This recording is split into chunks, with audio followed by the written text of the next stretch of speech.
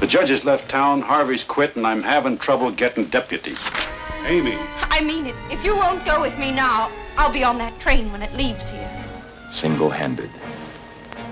At high noon. The town clock stands sentinel, its hands creeping inexorably towards noon.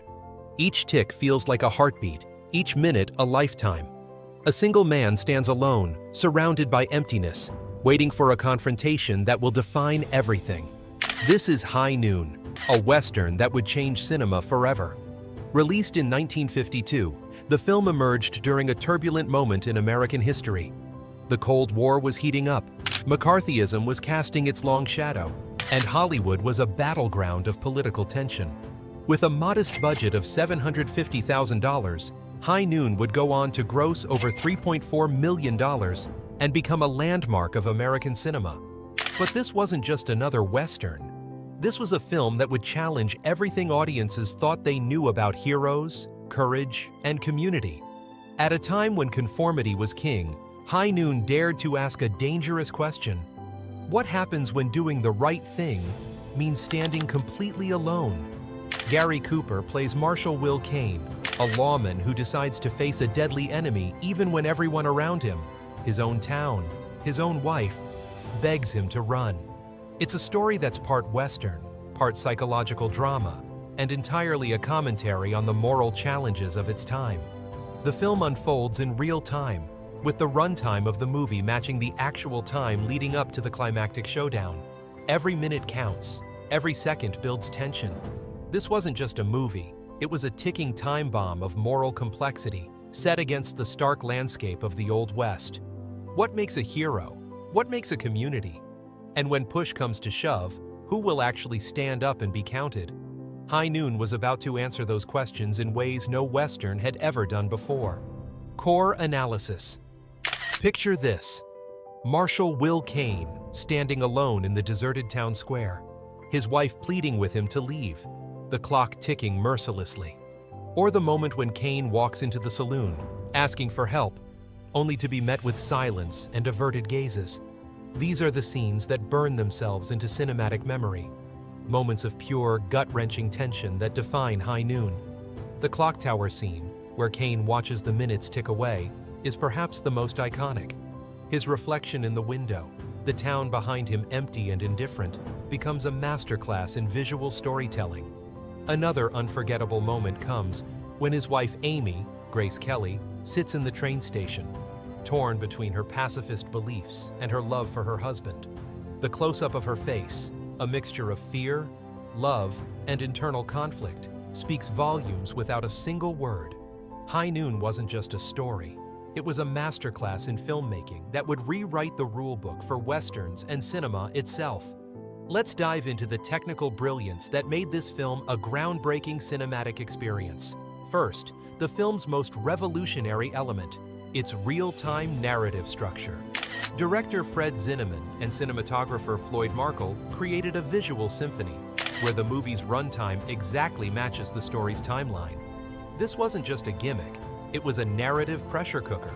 Every minute on screen is a minute in the life of Marshal Kane, with the omnipresent clock becoming a character in its own right. The cinematography is a study in tension and isolation. Black and white wasn't just a technical limitation, it was an artistic choice that stripped away distractions, leaving only raw emotion. Watch how the camera uses tight, claustrophobic framing to emphasize Kane's mounting loneliness. Wide shots of the empty town square become a visual metaphor for abandonment, with negative space speaking volumes about community cowardice. Editing became a weapon of psychological warfare in High Noon. Traditional Westerns relied on action and spectacle. This film weaponized anticipation. Rapid cuts between the clock, Kane's worried face, and the town's empty streets create an unbearable sense of impending doom. It's less about what happens, and more about the crushing weight of what might happen. The sound design deserves its own chapter of film history.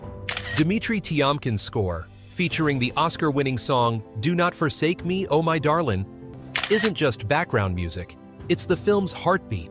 The ballad becomes a Greek chorus, commenting on Kane's moral dilemma, adding layers of meaning to every scene.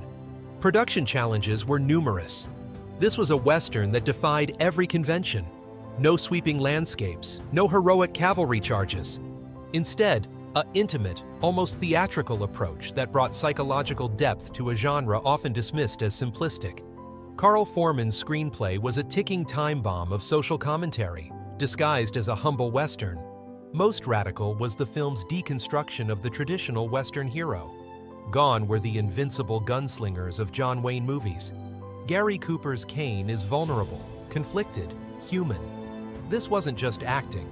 This was a complete reimagining of heroism itself. High Noon proved that a Western could be more than just a genre film. It could be a mirror, reflecting the moral complexities of an entire society. Cast and story impact. At the heart of High Noon beats the performance of Gary Cooper, an actor who transformed the Western hero from an invincible gunslinger to a deeply human, conflicted man. Cooper won the Academy Award for Best Actor, and for good reason. His Will Kane is no typical Hollywood hero. He's vulnerable, afraid, yet ultimately principled. Watch his face as he walks through the empty town, each step a battle between fear and duty. It's a masterclass in nuanced acting that strips away the machismo of traditional Western protagonists. Equally compelling is Grace Kelly, in only her third film role.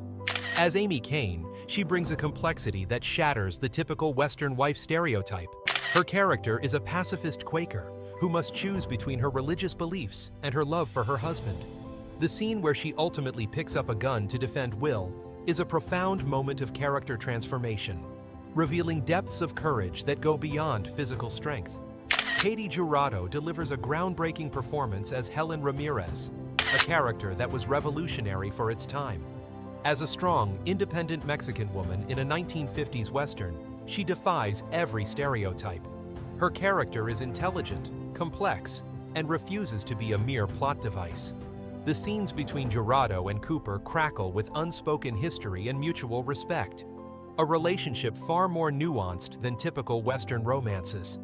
Lloyd Bridges brings a raw, youthful energy to Deputy Harvey Pell, capturing the inner conflict of a young man torn between ambition and moral courage.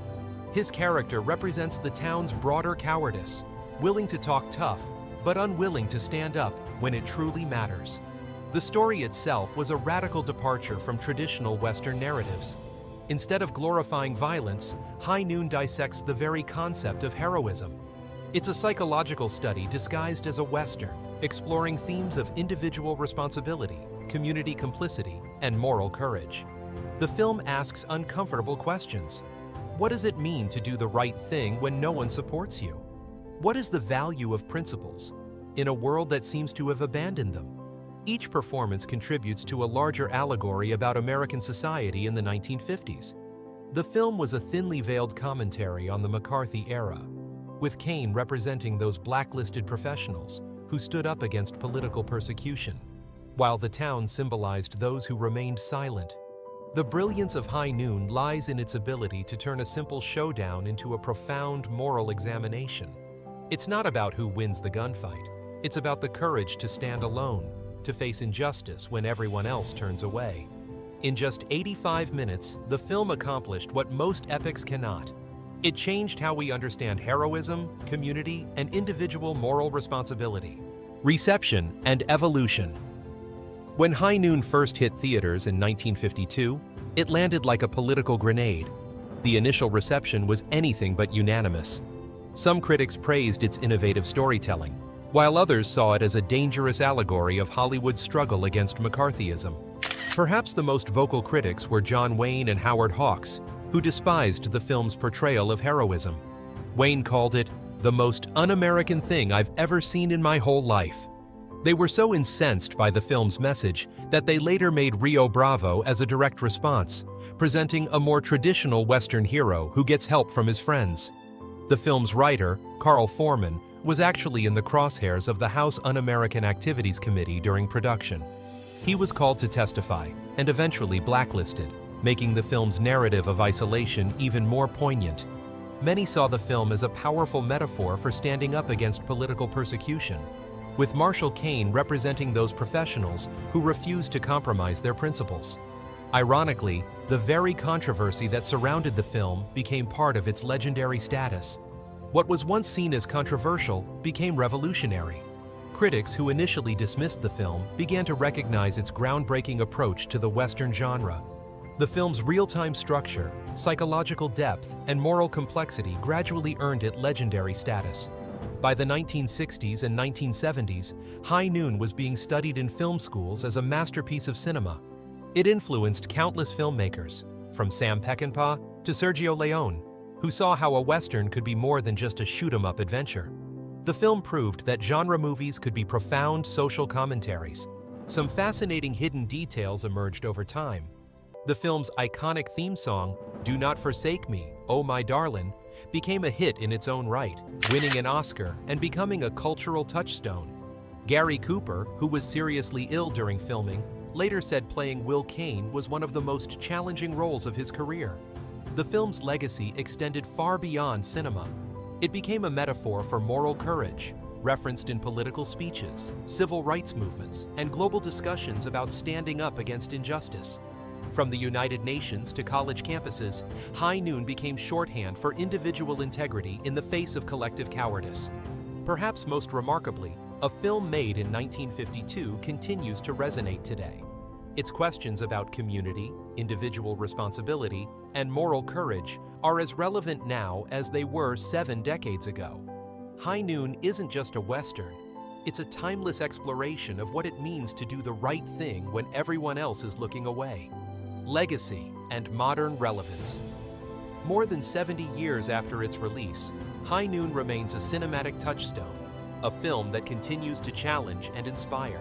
Its influence stretches far beyond the Western genre, touching filmmaking, political discourse, and our understanding of moral courage. Look at modern cinema, and you'll see High Noon's DNA everywhere. The real-time narrative structure pioneered by the film has become a staple of thrillers and dramas. Films like 24 and Rope owe a direct debt to Zinnemann's innovative approach. Directors from Steven Spielberg to Quentin Tarantino have cited the film as a crucial influence on their understanding of tension and narrative pacing. In the realm of political allegory, High Noon remains startlingly relevant. Its exploration of individual courage against collective apathy speaks directly to contemporary struggles, from civil rights movements to global political resistance. The image of a single person standing up against overwhelming odds has become a powerful narrative archetype, directly traceable to Will Kane's lonely stand. The film's deconstruction of heroism continues to resonate. Modern audiences, tired of simplistic hero narratives, find depth in Kane's vulnerable, conflicted character. He's not a superhero or a mythic gunslinger, but a real human being wrestling with fear, duty, and principle. This approach has influenced everything from gritty crime dramas to superhero reimaginings that seek to humanize their protagonists. International cinema has repeatedly paid homage to High Noon. Akira Kurosawa's Seven Samurai shares similar themes of collective responsibility, while countless films across cultures have borrowed its narrative of an individual standing against collective cowardice. The film transcended its American roots to become a global language of moral storytelling. Perhaps most importantly, High Noon remains a powerful reminder of cinema's ability to challenge social norms. It was a film that dared to question the myths of the Old West, of heroism, of community. In an era of increasing polarization, its message feels more crucial than ever. True courage isn't about winning, but about standing up for what's right, even when you stand alone. As the clock continues to tick, as communities continue to face moments of moral reckoning, Will Kane remains a beacon, a reminder that one person's integrity can illuminate the darkness of collective silence. So the next time you feel alone in fighting for what's right, remember Marshall Kane, remember High Noon, and ask yourself, what would you do when your own noon arrives? If you loved diving deep into this cinematic masterpiece, make sure to subscribe to our channel. Hit that notification bell to join us on more journeys through cinema's most transformative films. Every story has a hidden depth, and we're here to uncover it. Until next time, keep watching, keep exploring, and never stop asking the tough questions.